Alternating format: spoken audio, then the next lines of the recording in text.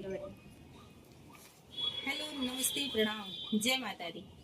आज फिर से एक बार हम दोनों बहन आप सभी सम्मानित भाई बहनों का स्वागत करते हैं अपने अपने प्यारा सा यूट्यूब चैनल पे एक बहुत ही प्यारा नाच गीत के साथ। कैसा लगेगा आप लोग कमेंट के माध्यम से जरूर बताइएगा।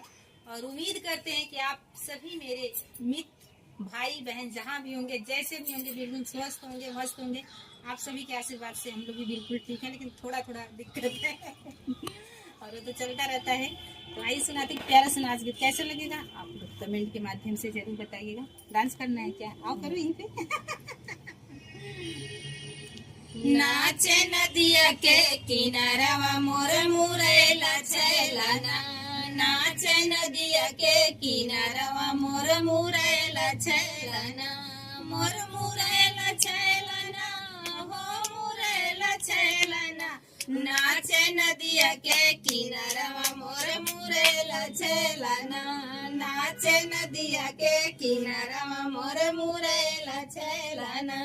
सोने के थाली में जेवन बनाए, सोने के थाली में जेवन बनाए, मोर मुरेला छैलाना, मोर मुरेला छैलाना, जेवन नदिया के किनारवा मोर मुरेला छैलाना, जेवन नदिया के किनारवा मोर मुरेला छैलाना, नाचे नदिया के किनारवा मोर मुरेला छैलाना, नाचे नदिया के किनारवा मोर मुरेला छैलाना।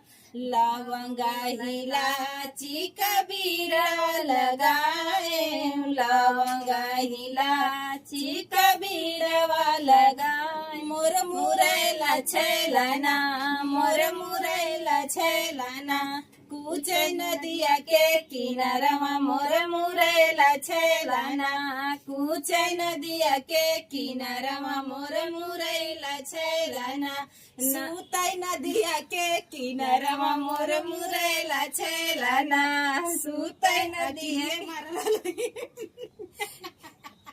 जेकर बुद्धि भ्रष्ट रही तो माने